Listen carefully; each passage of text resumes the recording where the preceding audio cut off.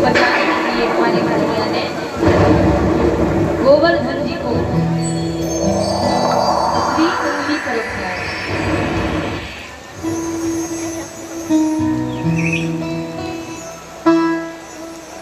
7 दिन हमारे कन्हैया ने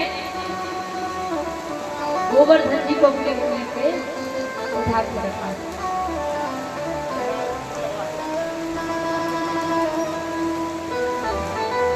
महाराज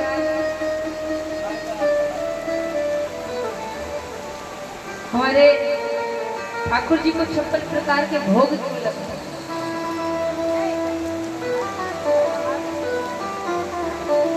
हमारे कन्हैया ने देखिए, हमारी जो मैया थी यशोदा मैया, वो कन्हैया को दिन में 8 बार भोजन कराती।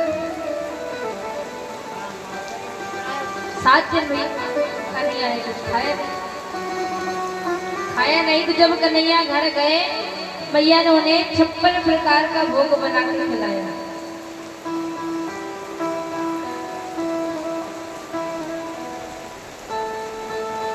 इंद्र का अभिमान भगवान नष्ट करते हैं। अब महाराज 5 साल तक ठाकुर जी गोकुल में रहे। उसके बाद हमारे वृंदावन चले गए।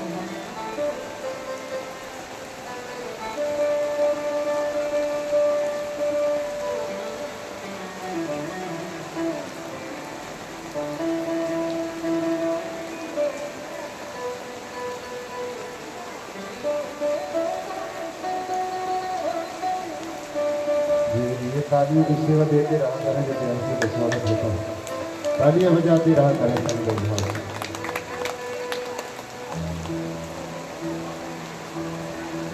तो महाराज वृंदावन आ जाते हैं, नंद बाबा यशोदा मैया सारे ब्रजवासी ताली की सेवा देते रहते। भैया जितने हैं उतनी तेज आवाज से लगाए। तुम कहीं भी बैठ जाओ, कुछ भी करो, स्टैंड मत दिलाना।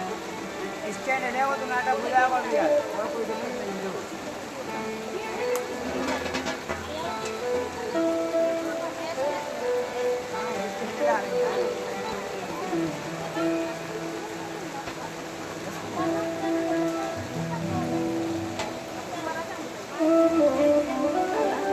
कृष्ण कन्हैया लाल की। तो महाराज सब वृंदावन आ जाते हैं। और राधा रानी और कन्हैया बड़े खुश हो रहे हैं। क्यों?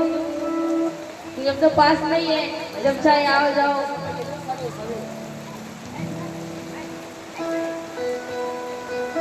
बड़े सुंदर उत्सव मनाते हैं।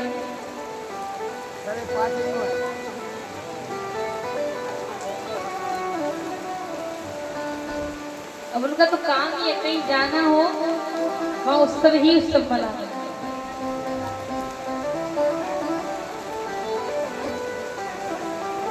बड़े सुंदर उत्सव मना रहे हैं। वहाँ पे सारे ग्वाल वाल सखियां मिलकर रास रचा रहे हैं। क्या होता है बड़े भाई? तब है ठाकुर जी भी, लेकिन हमारे कन्हैया नृत्य नहीं करते। क्यों? क्योंकि अभी हमारी श्री राधा रानी नहीं आई। राधा जी जब आएंगी तभी तो कन्हैया उनके साथ नृत्य करेंगे, अकेले तो वो करेंगे।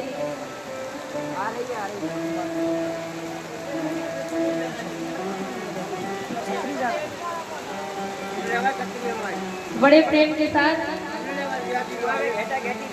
हमारा जवाई राधा रानी भी आ जाती है और हमारे कन्हैया रास रचा रहे हैं। आइए हम ये रास का आनंद लें।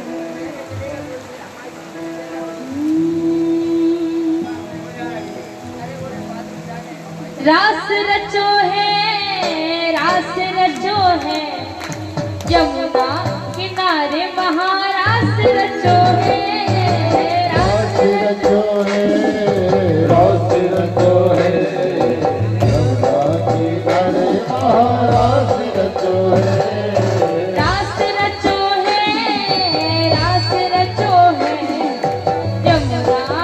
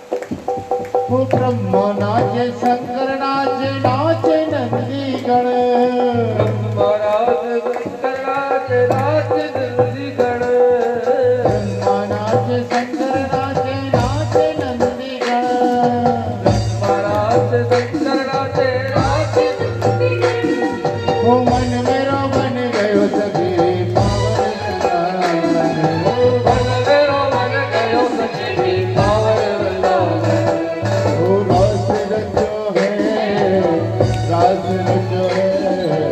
यमुना के तट महाराज रचो है रास रचो है यमुना किनारे पास रहो।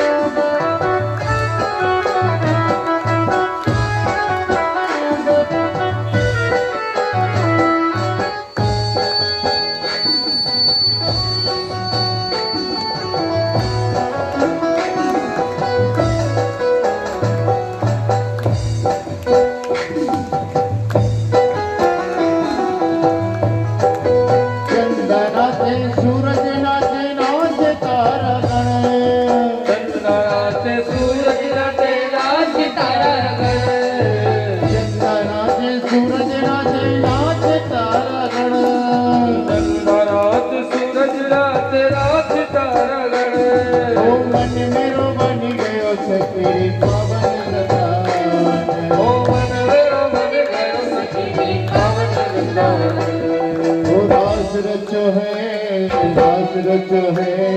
गंगा किनारे महाराज रचो है रास रचो है रास रचो है यमुना किनारे रास रचो है राज रचो है राज रचो है गंगा किनारे महाराज रचो है रास रचो है रास रचो है यमुना किनारे रास रचो है। एक तमन्ना है जीवन की एक तमन्ना है जीवन की एक तमन्ना है जीवन की एक तमन्ना है जीवन की ओ जीवन रात बिताऊं सामने शाम होवे फिर चाहे मैं मर जाऊं सामने चाहे मैं मर जाऊं सामने शाम होवे फिर चाहे मैं मर जाऊं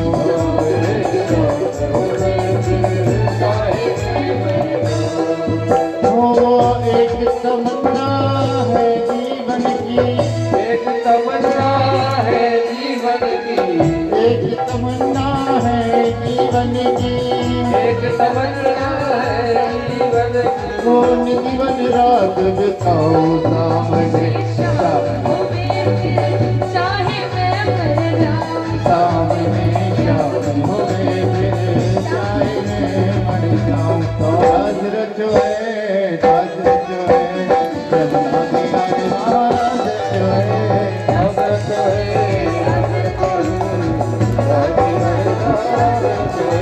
यमुना किनारे महाराज रचो है यमुना किनारे महाराज रचो है हरी सरकार की जय हो। तो महाराज बड़े प्रेम से वह रास रचाते हैं। अब रास रचाते रचाते नृत्य करते करते यानी थक जाते हैं। थक गए तो राधा जी और कन्हैया कहीं एक तरफ एकांत में जाकर बैठ जाते हैं, आराम कर रहे हैं। आराम करते हैं तो और भैया अब राधा रानी है विश्वानु दुलारी, वो रोज बड़े सुंदर सुंदर आभूषण पहन कर आते हैं, कहीं सोने के कहीं हीरे मैंने बड़े सुंदर सुंदर नए नए आभूषण पहन कर आए। आज वो बड़ी सुंदर तैयार होकर आई है। सबने पूछा कि राधा रानी आपको आने में इतना विलंब क्यों हो गया, इतनी देरी क्यों लगाई आप? तो कहने लगी मैं थोड़े श्रृंगार में गए। कृष्ण आया है तो श्रृंगार तो होना ही होगा, तो मैं थोड़े श्रृंगार कर रही थी।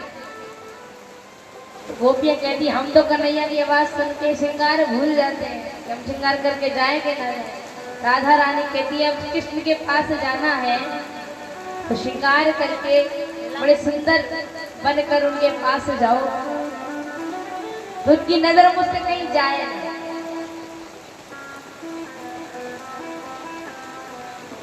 अब महाराज बड़े सुंदर आभूषण पहनकर आई हैं, बड़ी सुंदर लग रही हैं। आज उन्होंने मोतियों का हार पहना है, मोतियों का हार पहना है। ठाकुर जी ने देखा कि हार तो बड़ा सुंदर लग रहा है, तो देखने के लिए कन्हैया ने हार को थोड़ा आगे हाथ बढ़ाया। जब कोई चीज देखते तो आगे हाथ करते, भैया तुम्हारे गले में ये क्या बहुत सुंदर लग रहा है। ऐसे ही ठाकुर जी ने आगे हाथ बढ़ाया और जैसे ही हाथ बढ़ा वैसे ही भैया पीछे। अब राधा रानी पीछे हो गई। ठाकुर जी ने पूछा कि आप पीछे होने का कारण, आप पीछे क्यों हो गए? तो कहने लगी कन्हैया ये हार बड़ा मूल्यवान है, बहुत कीमती है ये हार। और हास्य में कह दिया इसका मोल तुम्हारे बाबा भी नहीं चुका पाएंगे, इतना कीमती है। मस्ती मजाक चल रही है। ठाकुर जी को ये बात बुरी लगी। ठाकुर जी ने वहां कुछ नहीं कहा और चुपचाप वहां से चले गए। कन्हैया वहां से चले गए। ठाकुर जी का आना जाना नहीं, जाता ही नहीं मन, तो वहां जाएंगे ना जाए। बाबा ने पूछा कि क्या हो गया, बहुत दिनों से भाई बाहर नहीं। सब पूछते कि लल्ला कहाँ है, तो मेरा मन मुझे आपके पास रहना, बाहर नहीं जाता। नंद बाबा ने कहा ठीक है कहीं मत जाओ। अब बाहर राधा रानी को लगा कि कन्हैया को बात बुरी लगी। राधा रानी ने देखा कि भैया बहुत दिन हो गए कन्हैया आए। सखियों से पूछा तो उन्होंने कह दिया कि नहीं मैंने कन्हैया को नहीं देखा, बहुत दिन हो गए वो आए। अब राधा रानी को बुरा लग रहा है। वो मन में विचार कर रही है कि कन्हैया को मेरी बात इतनी बुरी लग गई तो उन्होंने आना ही बंद कर दिया। मैं तो मजाक कर रही थी, हंसी कर रही थी। देखिए महाराज अगर आप हंसी मजाक भी कर रहे हो ना, वो भी थोड़ा सोच समझ कर करो और उसके साथ करो जो सहन कर सके। नहीं तो आप चाहे किसी के साथ हंसी मजाक करने लगो और मुझसे बुरा लगे तो दोष तो आप पर ही धरेगा। चाहे आपने हास्य में बात कही हो लेकिन उसके दिल को छू गई हुआ तो बुरा लगेगा। अब भैया राधा रानी बड़ी बहुत रो रही, चुप ही नहीं हो रही, बहुत रो रही। अब महाराज विश्वान जी ने पूछा क्या हो गया, और जैसे उनसे पूछो कि क्या हो गया तो और जोर जोर से रोने लगे, और जोर जोर से रोने लगे। अब महाराज नारद जी आएगा विश्वान जी के पास, बैठे तो उनके आइए विराजमान हुई। तो उन्होंने कहा कि राधा को पता नहीं क्या हो गया, बड़ी रो रही है, बड़ी उदास रहती है। उससे पूछो कि रोने का कारण क्या है तो और जोर जोर से रोने लगती है, बताती नहीं कि इस कारण रो रही। तो नारद जी कहते हैं अगर कन्या बिना बात के उदास होने लग गए। यानी कि आपसे कोई बातचीत हुई नहीं, न माँ से हुई, न पिताजी से हुई, न अन्य किसी सहेली से हुई, कोई बातचीत हुई नहीं और अपने मन से ही उदास रह रही है। अपने आप उदास रहने लग जाए, चुप रहने लग जाए, रोने लग जाए, तो समझ जाइएगा कि वो विवाह योग हो गई। अब उसका विवाह कर देना चाहिए। वो कहते मैं विवाह तो कर दूं, मैं विवाह तो कर दूं, लेकिन कोई उसके योग्य वर भी तो मिले, तब जाके ब्याह करूं। तो कहने लगे ये तो वही बात हो गई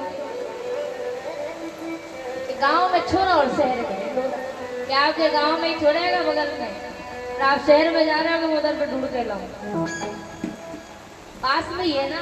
कौन? अरे वो है ना आपके मित्र नंद बाबा। हाँ उनका छोरा कृष्ण। अच्छा वो कृष्ण, उससे मैं अपनी राधा का ब्याह करूंगा, उस चोर से, चोरी करता है। तो कहने लगे अरे चोरी करता है ना, माखन मिश्री की तो करता है, माखन की तो चोरी करता है, कोई अन्य धन तो लेकर भागता नहीं है। और ब्याह हो जाएगा तो अपने आप समझ जाएगा, तो चोरी भी नहीं करेगा। हंसी ठुठोली तो बच्चों का काम ही होता है। तो माखन मिश्री चुराता और कुछ तो चुराता नहीं, वो भी बंद कर दिया। उन्होंने कहा ठीक है, मान जाते हैं। राधा रानी को पता चला कि भाई ब्याह की बात हो रही है। अब उन्हें खुशी होने लगी, यहाँ ब्याह हो रहा है। बड़ी वो खुश है। विश्वास जी ने बड़े सुंदर एक पत्र पर लिखकर भेजा कि हमारी कन्या का विवाह हम आपके पुत्र से करना चाहते हैं। और कुछ बातें लिखी, अगर आपको स्वीकार है तो आप सच समझे भाई तो हो जाएगा, स्वीकार है तो आप वापस भेजिएगा। ठीक है। अब खाली हाथ तो भेजेंगे नहीं कि पत्र अकेला भेज दिया, कुछ साथ में सामान भेजेंगे। अगर लड़की वाले के यहाँ या लड़के वाले के कोई रिश्ता लेकर जाए तो खाली हाथ नहीं जाते, कुछ ना कुछ ले जाते। अगर हो गया तो हो ही गया, मतलब उनकी तरफ से पूरा पक्का है, बस तुम्हारी तरफ से होना ही बाकी है। कुछ भी हो, जैसे कन्या की तरफ से पूरा पक्का है, वो अपनी व्यवस्था करके जाएंगे। अगर लड़की के घर कोई गया देखने तो पहले तो भैया गाड़ी में सामान रख के ले जाएंगे, अगर पक्की हो तो भैया वहीं दे आएंगे, लो भैया देख हमने जाएंगे। अब वो नहीं, इतना लंबा कौन रुकेगा, फिर आएंगे फिर देंगे, इस तरह से नहीं काम पूरा करेंगे। उन्होंने होम से जितने बड़े बड़े थाल होते हैं उनमें कुछ कुछ अच्छी अच्छी चीजें, आभूषण वगैरह या कुछ भी सुंदर से आभूषण पूरे भर दिए। अब एक खोमचे में रख दिया मोती, अब मोती से पूरा खोमचा भर अब भेज दिया। नंद बाबा ने पढ़ा, नंद बाबा भी स्वीकार करते हैं, राधा रानी जैसी छोरी कहाँ मिलेगी, वो भी स्वीकार कर लेते हैं। हमारा ठाकुर जी को थोड़ी अंदर से खुशी हुई, हाँ अब तो ब्याह होने वाले हो। जितनी नाराजगी गुस्सा थी वो अभी थोड़ी दूर है, दादा जी जितनी उदास थी वो भी दूरी हो गई। जब तो ब्याह हो रहा था अच्छे से सुधार, अब कहीं जाके नहीं जाओ। ठाकुर जी ने भी सोचा कि अब ब्याह तो होने ही वाला है, इतनी सी नाराजगी के लिए ब्याह नहीं करेंगे, ब्याह तो करेंगे। तैयार हो जाते हैं। अब कोई भी हो, अगर अपने ससुराल से कुछ आया है, शादी के पहले ससुराल से कुछ आया है, तो मन में एक विचार रहता है कि हाँ देखें तो क्या है, क्या चीज आई। अब सबके सामने देख नहीं सकते, नंद बाबा के सामने हम देख ना पाए, मैया यशोदा के सामने ना देख पाए। नंद बाबा चले गए, मैया यशोदा अंदर चली गई। अब दाऊ भैया के लिए उनकी तो चलती रहती है। दाऊ भैया को खड़ा किया और ओट में सामान देखने लगे। देखते देखते मोतियों वाला थाल से कपड़ा हटाया और देखो कि मोती। अब कन्हैया को और बुरा लगा, कि मोती मुझे दिखाने ही भेजे। उसने बोला था ना बड़ा मूल्यवान है, मेरे लिए ही भेजे। अब महाराज ठाकुर जी थोड़े से मोती उठाकर जो घर के बाहर पीछे जाए, बड़े सुंदर उन्होंने मोतियों से खेती कर दी। मैं बताऊंगा ये नहीं क्या होता है। अब कुछ समय बाद ठाकुर जी तो पल में काम करते हैं। नंद बाबा आए, कहने लगे इस मोतियों की थाल में से कुछ मोती कम लग रहे हैं। तो उन्होंने एक ही आवाज लगाई, कन्हैया तूने जब के मोती देखेगा? तो ठाकुर जी कहने लगे हाँ बाबा मैंने उठाए। आज पहली बार ठाकुर जी ने अपनी चोरी खुद बोली कि हाँ मैंने उठाया। नंद बाबा मन में विचार करे, इसने आज कैसे बोल दिया कि हाँ मैंने उठाया? क्या मैंने उठाया है? क्यों उठाया? इधर आइए, मैं आपको कुछ दिखाना चाहता हूँ। नंद बाबा को ले जाते और जैसे ही पीछे देखा भैया जो मोती झरझर झरझर गिर रहे, इतने सुंदर वृक्ष मोतियों की खेती कर दी। और कहने लगे अब जितने भी थाल आए वो खाली तो भेजते नहीं है। आप पत्र भेजोगे, खाली थाल नहीं भेजोगे, उसमें सब में मोती भर कर भेजो। उन्हें भी पता चलना चाहिए कि मेरे घर भी मोतियों की कमी नहीं है। बड़े सुंदर थालों में भर के भेज दिए। राधा रानी जैसे कन्हैया का मन में था कि हाँ मैं देखूं, जैसे राधा जी के मन में है कि मैं भी देखूं, मेरी ससुराल से मेरा क्या है। बड़ा सुंदर थाल सजा सजा कर, और सखियां हैं साथ में। तो बाबा चले गए, मैया भी नहीं है। सखियों की ओट में जाकर देखा, पहला मोती, दूसरा मोती, तीसरा मोती, चौथा मोती, जितने थाल थे सारे खोले और सब में मोती मोती। अब तो राधा रानी और जोर जोर से रोने लगी और कहने लगती है कि हाँ जरूर कुछ नहीं है, मुझे दिखाने को ही भेजे कि मेरे घर भी मोती की कोई कमी नहीं है। इस बात का इतना बुरा लग गया कि मुझे थाल में मोती ही मोती भर गई। अब तो और जोर जोर से रो रही है, ना खा रही है ना पी रही है, केवल उदास रहना और जोर जोर से रोते। अब महाराज विश्वास जी ने कहा पूरे गांव में सब में ढिंडोरा पेड़ किया कि जो राधा रानी को हंसा देगा, उसे चुप करा देगा, उसे मुंह मांगा इनाम दिया जाएगा। अब ये बात धीरे धीरे धीरे धीरे ठाकुर जी के पास पहुंच गई कि राधा रानी रो रही है, भोजन नहीं कर रही। अब ठाकुर जी को बुरा लग रहा है, ये कुछ ज्यादा हो गया।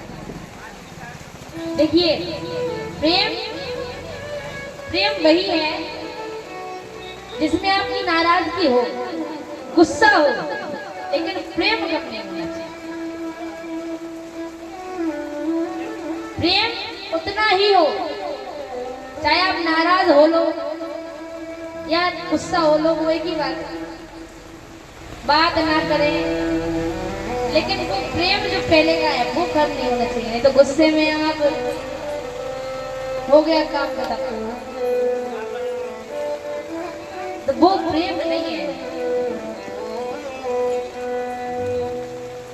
ठाकुर जी चाहे जितने नाराज थे, कितने गुस्सा थे, सबने मोती मोती भर के भेजे, लेकिन जैसे ही पता चला कि राधा रानी बड़ा रो रही है, उदास हो रहती है, कुछ खाया भी नहीं है, तुरंत सारा गुस्सा उतर गया,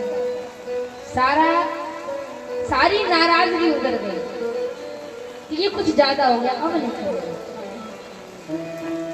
अब तो केवल एक ही तरकीब लगाई जा रही कि राधा रानी को मनाएंगे, वो मानेगी। ये प्रेम है कि चाहे जितनी नाराजगी हो। हमने एक वीडियो देखी थी, हास्य की बात है उसमें, तो प्रेम के ऊपर ही है।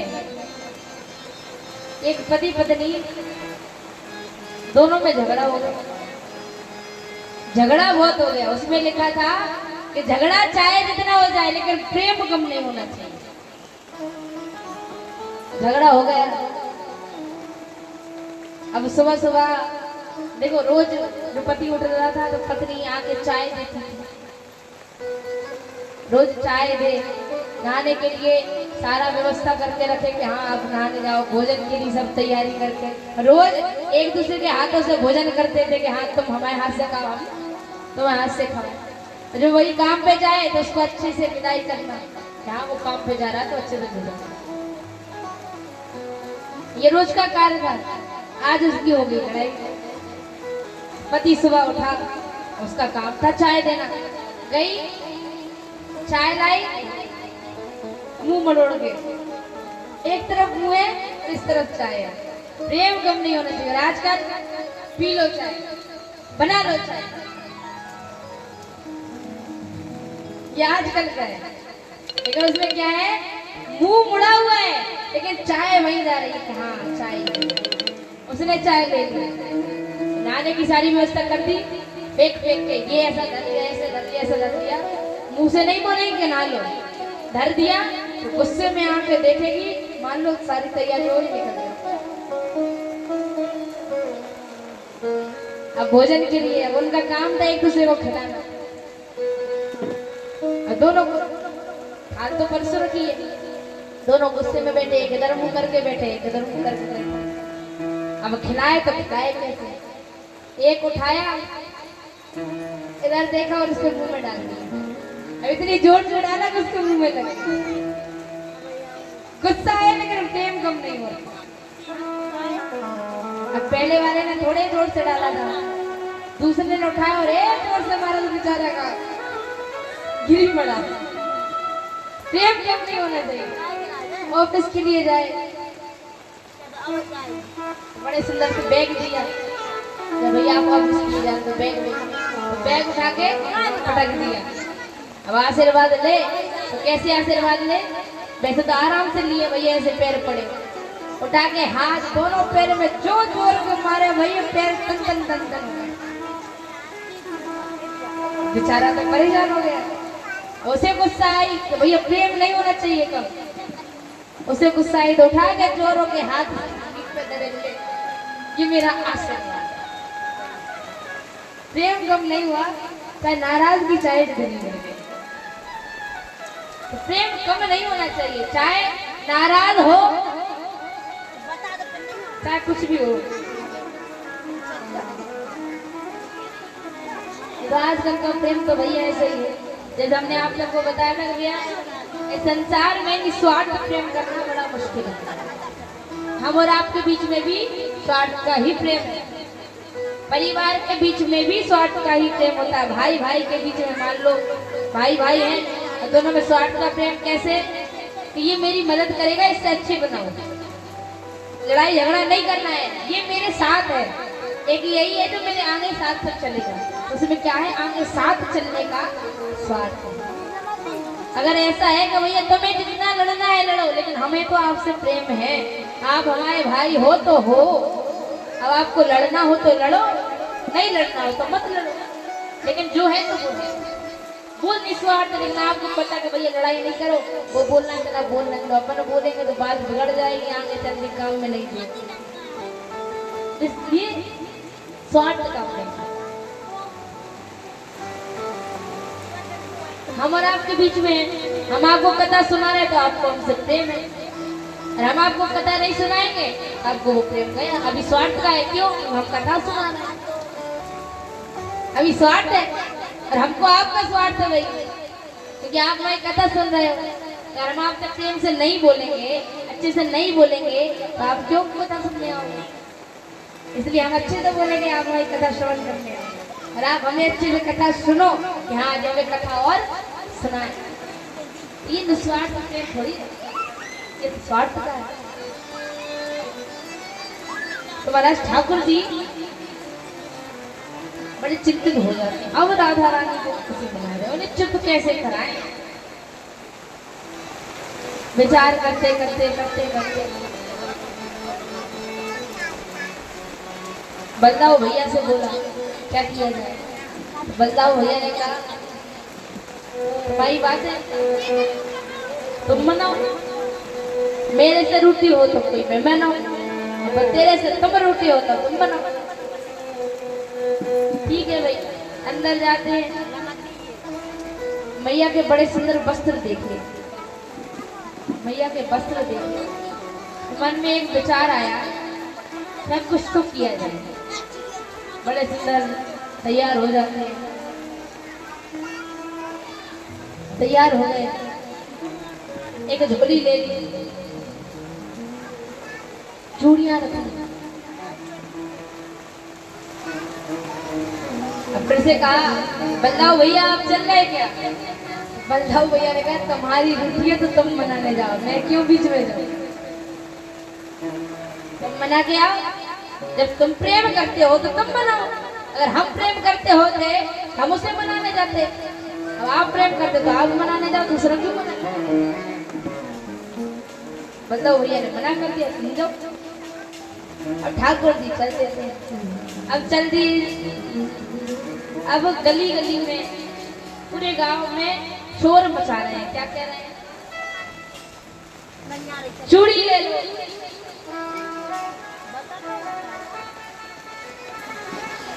चूड़ी ले लो, चूड़ी ले लो, सब में शोर मचा रहे हैं कि भाई चूड़ी ले लो। अब क्यों? क्योंकि राधा रानी आवाज कुछ सुनेंगी, राधा रानी ने सुनेंगी जैसे बुलाएंगी, क्योंकि कान्हा की आवाज तो राधा रानी तो जानती कि हाँ कैसी है, फिर भी आवाज बदल कर बात कर रहे हैं, फिर भी पहचान ले, वो फिर बात एक अलग है।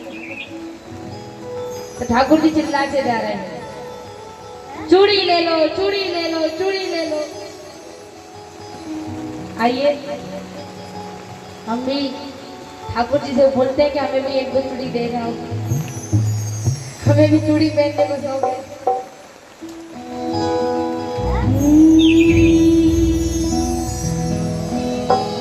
मनहारी का वेश बनाया, ताली की सेवा नहीं रुकनी चाहिए भैया, अपन ही है ना, अपन एक दूसरे में चाहे जैसे ताली बजा लो, कोई कुछ नहीं कहेगा। मनहारी का वेश बनाया, वो बनाया, जाम चूड़ी बेचने आया। मनहारी का वेश बनाया, वो बनाया, जाम चूड़ी बेचने आया। वो झनिया का वेश बनाया, वो बनाया, श्याम चूड़ी बेचने आया। झनिया का वेश बनाया, बनाया, श्याम चूड़ी बेचने आया।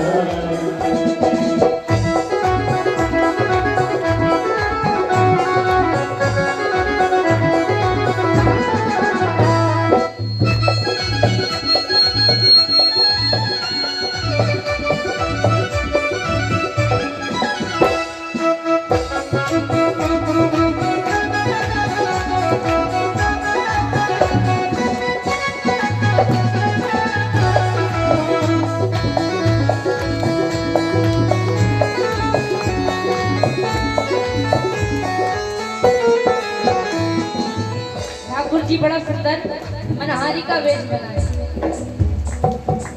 गलियों में शोर मचा रहे हैं। क्या? चूड़ी ले लो, चूड़ी ले लो, चूड़ी ले लो।